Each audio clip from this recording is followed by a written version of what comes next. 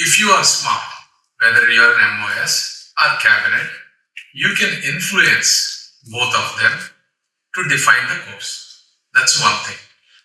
Number two, your vision, what you want. In patients, in politics and public policy, you require enormous patience. You have to earn the trust of the public first. You have to earn the trust of your party and your authorities, then devise a policy and get through this. So having said that, there are certain things that even though you have a great vision, sometimes it takes long time. For example, we have a scheme called Manrega, rural employment. This scheme has been there for 20 years. There are a lot of great things, there are a lot of issues. To fix that scheme, we know how to fix exactly. For example, it goes to 80,000 crores to 1 lakh crore per year. That scheme spends approximately 1 lakh crore.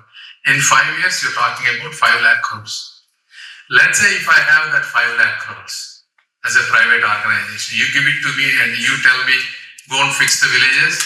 I can make every village the most beautiful village.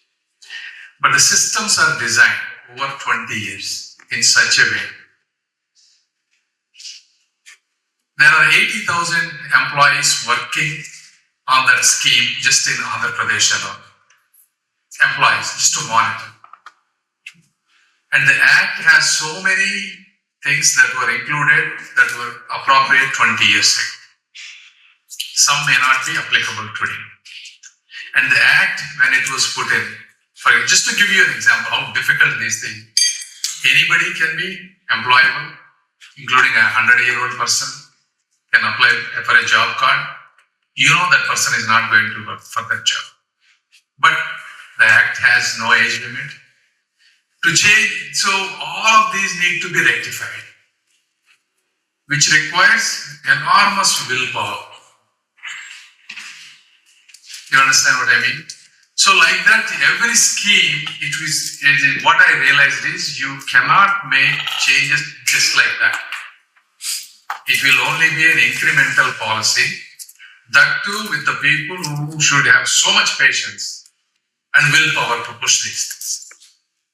I have a lot of great ideas, but some I'm able to implement right away, and some will take much longer. And that's beyond this discussion. You will be getting bored if I start talking about all of that. But just to give you how I see the world.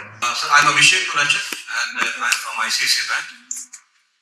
So your life story has been quite motivational. You've been a successful leader, businessman, medical practitioner.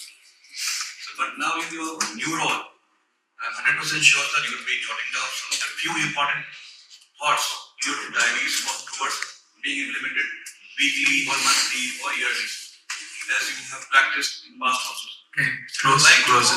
Yeah, can you keep the mic closer? So we would like to know some of the few major points which you think are implementable amongst the multi-causal complexity of the set of problems. Yeah. Some few suggestions or few thoughts which you have said, which you are going to implement in a month or in 6 months or in a year. In my department? What's the vision for the department? I can tell you a few that we are doing. For example, Department of Post. So we have almost 4 lakh employees there. I visited a lot of post offices.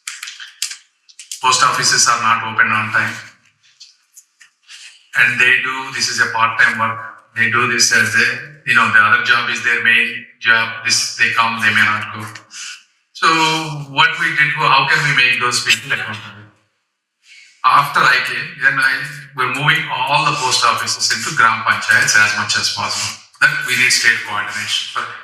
And then we're putting biometric attendance with a geotagging. Now they have a biometric, but it's not geotag. So you can open from anywhere and say it like that. And then we took all the GDS. That's from the accountability perspective. And then appreciation. We took all the GDS. Then we say, divide into 4 zones in the country. We're going to do quarterly appreciation. We're going to take top 3 to 5% of the people. We celebrate their success as a festival. And they will share their success stories, why those people were successful compared to the rest. So that's an appreciation. So me, my MOC, Sindhyaji, we will be giving certificates, awards. So it's making like both of them, just to give you an example. And then post offices.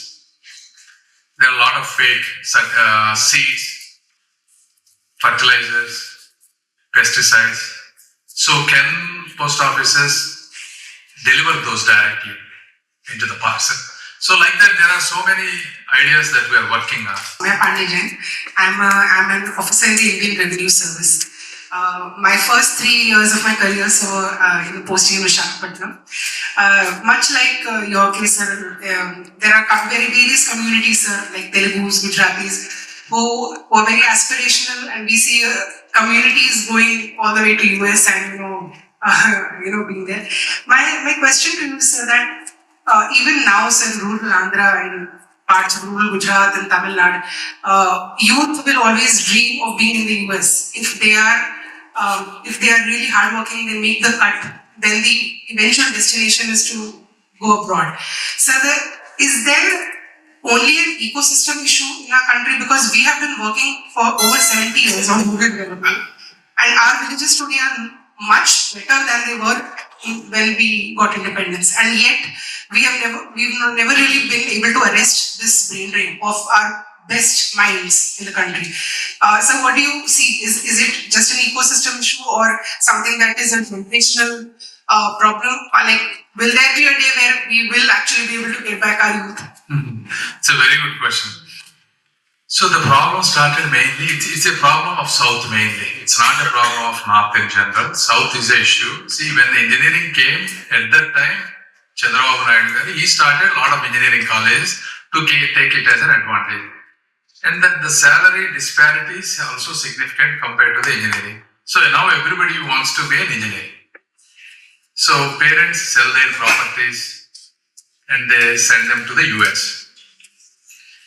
And this has become a huge problem. And no politician is there enough to tell the reality here. Actually, I thought I'm going to talk to the public, because it's very hard for them to accept the reality that, not everybody can be an engineer. The system, the world is designed to have everybody does certain aspects. Unfortunately, now things gotten so quickly out of our hands. I think nature will correct by itself, which is what we are seeing.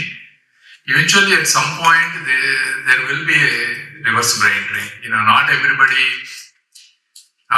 can go to US. Not everybody can get a high-paying job. It never happens in the history. It will automatically correct local people. There will be competition, demand and supply. So it will. You can have a hope on India that the continuous brain drain may not happen. So I'm Dr. Sekhar. I'm also a physician by training, and now working with the National Health Authority for the Ayushman Bharat Digital Mission. And prior to this, I was with the pharmaceutical industry. So my question to you, sir, is that often social sector and profitability, these two words are seen as contrary to each other, as contempt. And if there's a good doctor, he should not charge fees. So if there is any kind of social development that should be taking place, it should come free of cost. But what is your thought, being an entrepreneur yourself, that profitability has to be there to run the cycle? What is your thought on that? Yeah, very good question. See, anything that's free eventually be considered as no value. You have never seen a completely non-profit organization making anything exceptional in this world. Just because you are sufficient, let's say you wanted to start non-profit, or I want to start non-profit. Just because I have enough money, my employees will not be the same. They have their own motivations, they have their own families to take care, they have their own aspirations. So for a system to work, it must be meaningfully profitable. That is the only way you can create large impact. Why US is capitalism is not the best either. But socialism is the worst. Socialism is nothing but distribution of poverty.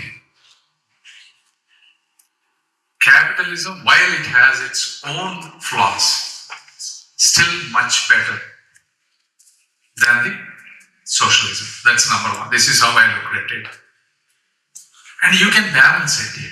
If you put a proper capitalistic measures, anti-competitive clauses, and if they are really implemented, for example, in telecom, you take it. We only have Reliance and Airtel, big ones. Earlier it had 10, 15. A lot of them got killed. Why did they get killed? Had there been 4, 5, high quality, real competition, you will get the best service. You take the government, you know the quality. So you know definitely private enterprises work the best. There is no doubt. And when you, even in healthcare, for example, you can have insurance, but if you give 100% insurance, 100% you pay out, insurance company pay, everybody abuses. The hospital will abuse, the patient will abuse. What does it mean? Patient will go to every small thing to the doctor. But if you put co-pay just like in US, first 10%, 20%, then you start questioning the doctor whether you really need to go to the doctor. You take some accountability for yourself. So you have to come up with these middle of the pathway solutions that are sustainable. And people need to have that understanding. What for any given situation, what is that balanced, sustainable mode? Not many people in this country have that kind of exposure of the vision. Once you have that, absolutely you can create, every system can be fine-tuned. It may not be 100% at the beginning, but 70-80% you can get it. And you can get to 100% within a short period of time. But again, you have to have that kind of collective leadership, quality leadership to accomplish these things. Because you have so many branches, systems and everything.